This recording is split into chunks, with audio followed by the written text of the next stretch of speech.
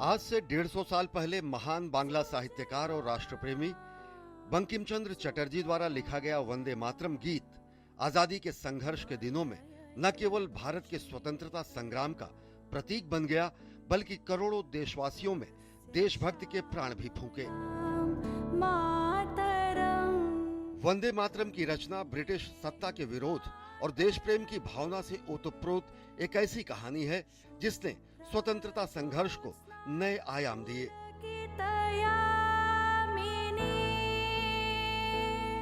इस गीत की रचना की पृष्ठभूमि 1870 के दशक में बंगाल के भीषण अकाल, अंग्रेजी कुशासन और जमींदारों के शोषण से मर रही जनता को जागृत करने के लिए उठे सन्यासी विद्रोह पर आधारित था।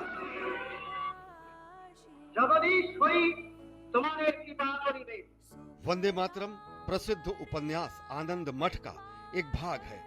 दरअसल गुलामी के दिनों में ब्रिटिश सरकार ने एक तुगलकी फरमान जारी करते हुए कहा कि भारत में गॉड सेव द क्वीन नामक विदेशी गीत गाया जाएगा। राष्ट्रवादियों ने ब्रिटिश सरकार द्वारा थोपे जाने वाले इस औपनिवेशिक गीत को अपनाने से साफ इनकार कर दिया। गुलामी के प्रतीक ब्रिटिश सरकार के इस फैसले के विरोध में बंकिम चंद्र चटर्जी ने 7 नवंबर 1875 को अक्षय नवमी के दिन देशभक्ति गीत वंदे मातरम की रचना की।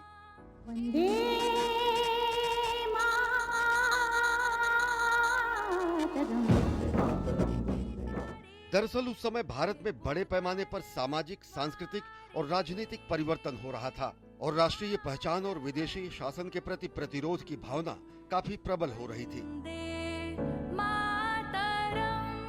ऐसे में वंदे मातरम गीत ने मां भारती को शक्ति, समृद्धि और दिव्यता के प्रतीक के रूप में प्रस्तुत किया और भारत की एकता और आत्मसम्मान की भावना को जागृत करते हुए उसे एक काव्यात्मक स्वरूप दिया।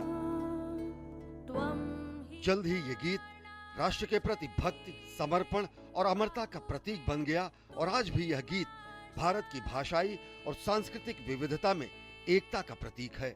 वंदे मातरम गीत आजादी के हर सिपाही का स्वर बन गया।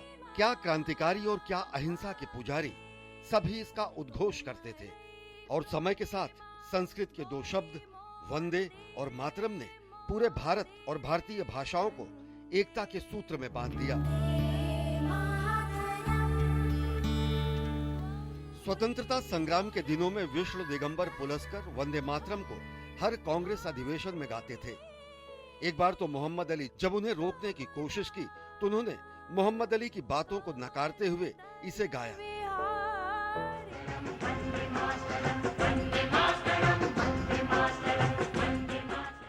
और जब देश आजाद हुआ तो 15 अगस्त 1947 को ओंकारनाथ ठाकुर ने वंदे मातरम गीत गाकर आजादी का स्वागत किया। आजादी का प्रतीक और हमारे स्वतंत्रता संघर्ष की निशानी इस राष्ट्रीय गीत का अनेक भाषाओं में अनुवाद किया गया। प्रख्यात लेखक, कवि और स्वतंत्रता सेनानी सुब्रमण्यम भारती ने इसका तमिल में अनुवाद किया। स्वर कोकिला लता मंगेशकर ने कन्नड़ भाषा में वंदे मातरम की शानदार प्रस्तुति दी है। स्वतंत्रता की 50वीं वर्षगांठ के अवसर पर स्वस्थ न होने के बावजूद पंडित भीमसेन जोशी ने संसद भवन के सेंट्रल हॉल में खड़े होकर वंदे मातरम गीत गाया।